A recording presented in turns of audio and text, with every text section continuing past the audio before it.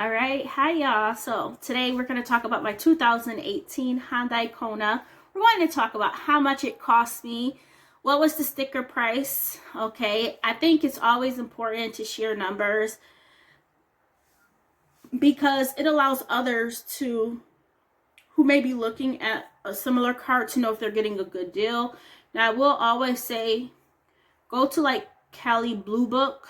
That's a good website to go to figure out if you're getting a good fair price for the value. That takes into consideration the year of the car and the mileage. And they ran it through to 3. I don't know the other 2. I'm not familiar with it. They ran it through the Cali Blue Book and 2 other ones. They were all roughly around the same, but a couple $100 off, which we'll touch on that in a little bit. And my thought process behind this and the reason why I picked the Kona is because I love Hyundais. Okay, I wanted an SUV. I've been wanting an SUV for a while. Konas are fairly new. These came out recently in 2018. That's when they first, well, you figure when they say 2018, that's when they hit the market. They started coming out in 2017. You know, usually they'll roll out the half of the prior year. So if that makes any sense, if y'all are into cars. I used to be really into cars. I kind of still am, but I don't have like, I'm not like always looking at them like in regards to, oh my goodness, I would like that.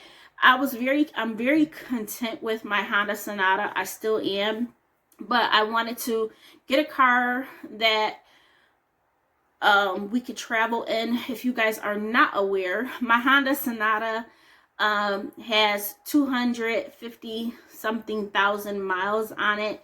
It still runs strong. What you guys are here for. I'm sorry.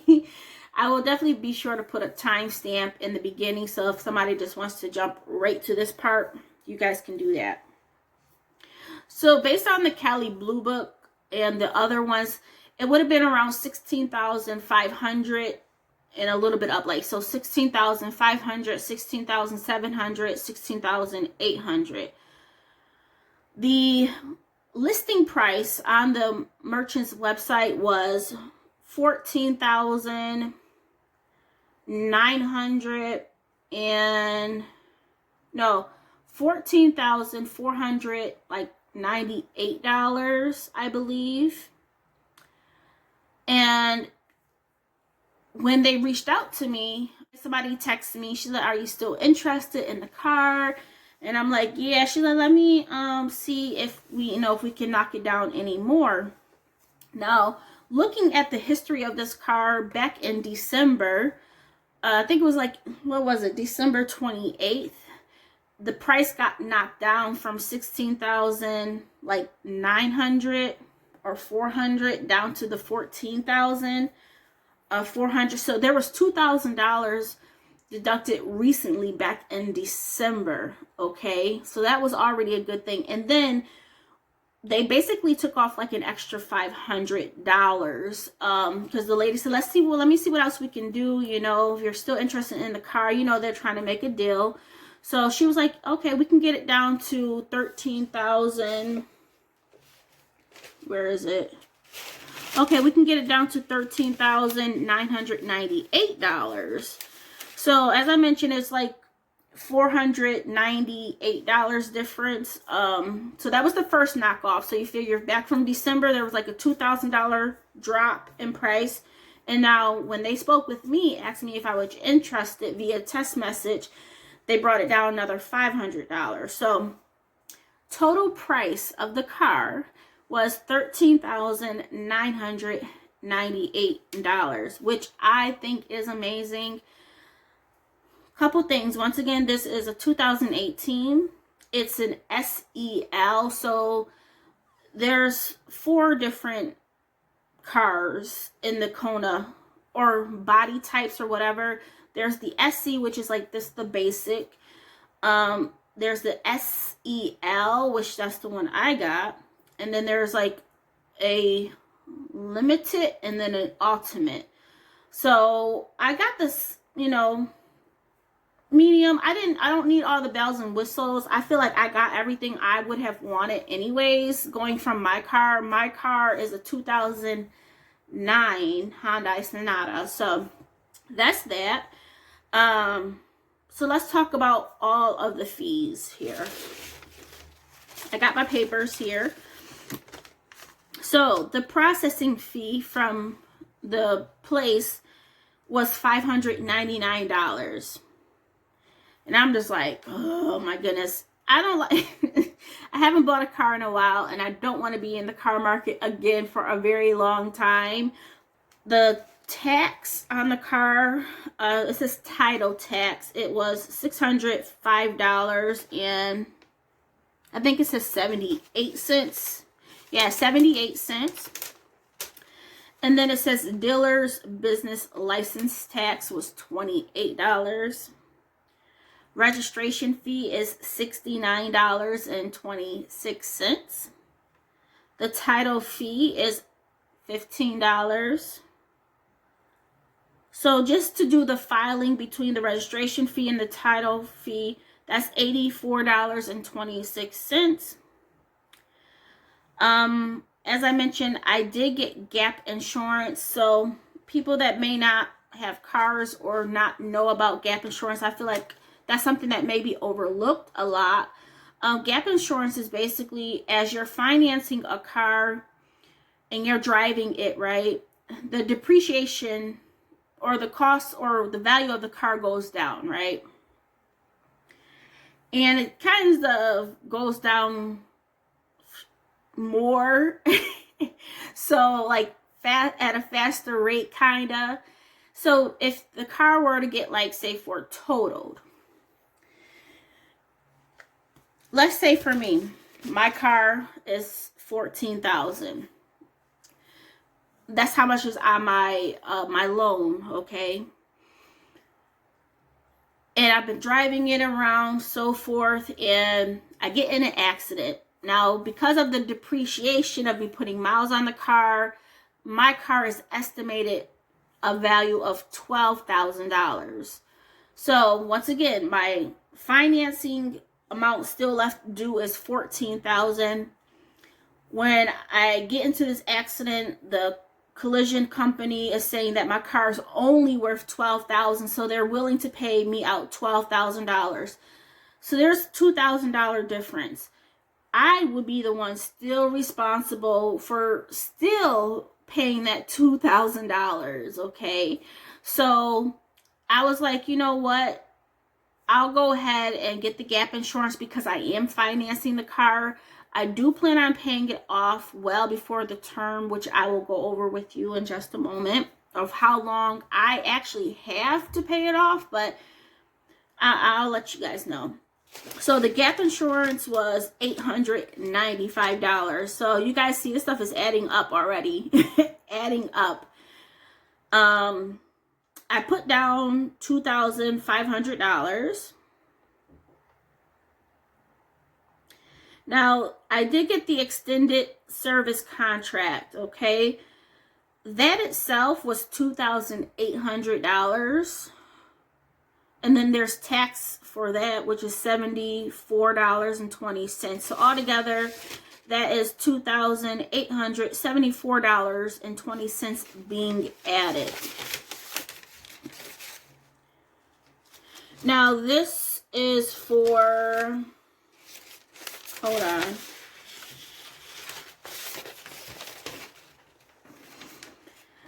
Now, I don't really care to get service contracts. I know they do come in handy. I just feel like any additional coverage is, it takes an arm and a leg for them to say, yes, we'll cover it for you. But my thinking is that this car is, there's a lot of bells and whistles, okay, with this car, between the push to start, just, I feel like it's not more electric, but like, say for if I got heated seats, that will be covered. I just feel like, I don't know, I just feel like there's more to it. So like something were to go wrong with like the, say for like the engine or they said like the transmission or the alternator, stuff like that. Those things would be covered.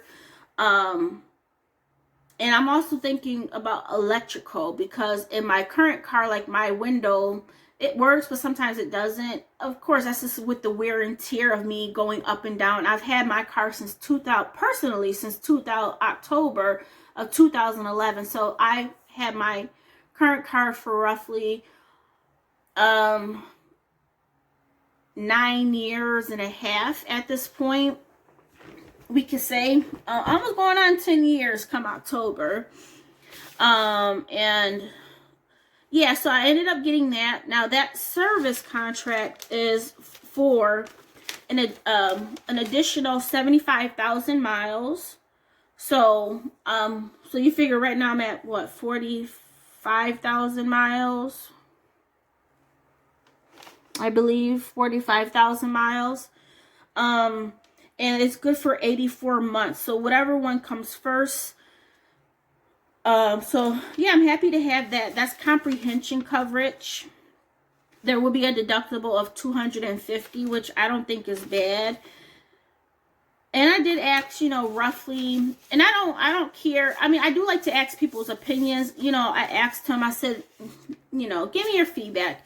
Do you feel like these service contracts really come in handy? And he kind of gave me some numbers, like over the past couple of years, how much work was done outright, over a couple $1 million, okay, of work done. But because people have contracts or service contracts, they just have to pay a small amount. So I feel like if something big were to happen, this will come in very handy and probably pay for itself. But at the same time, if you have a good car, it has a good body, that it may be $2,800 out the window. I don't know, you know. I mean, I have 75,000 miles to put on it before the service contract is voided. And I'm not traveling around like I used to. Let's put it like that. So we'll see how long that really gives me. I do like to get in my car and drive. So is that a good purchase? Almost an additional $3,000. I don't know, but I just felt like, you know what, Candace, it's a newer car, almost a newer car, and it just has a little bit more bells and whistles, and I just rather have coverage for it. Okay, so let's dig back into some more numbers. So I already, because I have Capital One credit cards and like the Capital One 360 like savings accounts. So my whole thing was like, I already know who I'm gonna go through for my car loan. I want to go through Capital One. Now, Capital One does allow you to go onto their website to see what you're pre-qualified for. It was saying I was pre-qualified for up to $50,000, and I'm just like, yeah, right. They put it down at the longest, how can I say it, at the longest period that I can go for. My rate, my financing rate or annual percentage rate is at a 3.29%. Let me know if that's good. I'm not too sure if that's good or not. Once again, that's at a 3.29%. I think it's good. When they looked up my information, my credit score is at like a 747, 49, or 40, or 45. It was almost, it's definitely in the upper, so 745 or up. It wasn't 750 just yet, and that was based on, I think, Experian. I think it was Experian. So, altogether, between the car price plus the gap insurance, the processing fee, the taxes, the service contract, so altogether, after my down payment, The amount that I financed is $16,584.24. My goodness. My goodness. Now, if I was at almost 14,000 before, so $13,998, I put down $2,500, 11,500, and here I am at $16,584.24 being financed. Just crazy. I think that's just, when I was doing the math, I'm just like, what? Now, the term of my lease is for the maximum of 75 months. Of course, I'm going to pay that off well before then. I want to pay it off within a year or a year and a half. Okay, that's just it. I'm not trying to use my savings towards this at all. This is a new bill, so I feel like I make enough money to make sure I can pay extra on it, and that just gives me another goal to go towards. Now, if I finance it, or if I don't pay it off early and I wait the full, or pay it off in these 75 months, just so you guys are aware, my monthly payments will begin towards the end of April. So April 2026 will be my first payment that I would have to make. And my monthly payments are $245.27. And that's not bad at all. But as I mentioned, I'm going to pay it off well before this. Maximum time frame I want to pay it off is within a year and a half.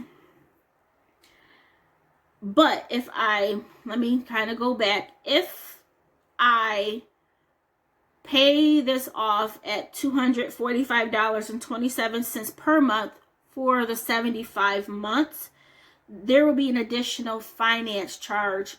So this is interest on this loan accumulated at, once again, a 3.29%. That will be $1,811.01. Once again, that's $1,811.01.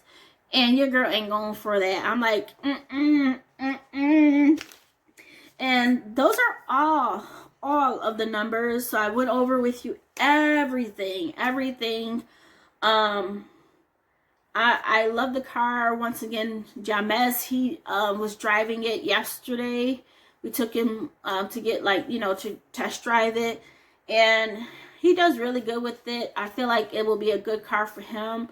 It's going to be just a family car, but when he gets older, that may just turn into his car, and I may just get a new one. I still will ride the other car until the wheels fall off, y'all. But yeah, those are the numbers. A lot of y'all guessed very, very close. Some of y'all was like 13,000 to 15,000, or around that range. Some of y'all was like 16,000, which that would have been like around the regular asking price. So I think I got a very, very good deal on it. But yeah, I'm very happy. Let me know if you have any questions about any of the numbers. But I share everything with y'all because once again, I'm a numbers person, and it's kind of hard to be like, to be like, oh yeah, I got this, and this is how much my payment is, and not see how long the term is, not how much. I'm not saying to provide your credit score, but I just feel like the more information you're able to provide, the more insight somebody is able to get, and that can help them along in their journey, or to try to get a rough estimate for themselves. So that's why I share what I share in hopes that it does help somebody. I think I got a very good deal. The car itself it takes regular gas. So regular 87 unleaded gas. So nothing special there. It gets like up to 27 miles for city, and I think up to 31 or 32 for highway, which is good. And if things needed to be fixed, it's not like it is a foreign car. It's not an American made car, or like products, but it's not an expensive car to repair. And that's another thing. Like, I know a lot of people like Mercedes Benz and all of these things, but you have to look at those cars. They probably take premium gas, so that's something to factor in. They probably have to get for the oil change synthetic, so that's already more pricier. With this one, it's just regular, and then you figure for parts or maintenance on those cars, it's going to be more costly, whereas this right here is not going to be costly. It's like at the same price of like an American made car in regards to like getting things fixed. It's not expensive. It's not a luxury car, and that's something else to look into. The body on it is beautiful, but like, I know people tend to want to keep up with everybody else, or they may even like a fancy car, but you want to really think things through, and figure out what will be best for you financially in the long run. Because if something were to break down, will you have to have double or triple the amount for a fancier car versus having just a regular smuggler car? So yeah, I'm very happy. And I'll definitely keep you guys updated along my journey with the car. And I did end up putting down $2,500, and I put the $2,500 on my credit card. They said that's the maximum they're allowed to do on a credit card as a down payment. I wanted to put down $5,000, but that's okay. That's okay. My whole thinking was, hey, I can get some rewards. It's not a lot, but it's better than nothing. I will get back 1.5% cash back. And that's what I got back. So it was like, what, $35 or something, which is better than nothing. I mean, something I was going to pay for, why not get a little bit back? So one thing you do want to ask is if you're going to use a credit card as like a down payment, because you don't want to get hit twice. And what I mean by that is that you want to make sure that they're running it through as a purchase and not a cash advance. So I basically just asked them, hey, if you run this through on my credit card, if I give you my credit card, will it go through as a purchase or a cash advance? Because if they run it through as a cash advance, you're possibly looking at an additional 3% being tagged on. Like, who wants an additional 3% being tagged on? And on top of that, cash advances do not have a grace period. So you're automatically going to be assessed a 3% fee, plus you're earning or accumulating interest on a daily basis until that $2,500 is paid off. So it's like being dinged twice, and I didn't want that. So yeah, they let me know that it will go through as a purchase, so that was good.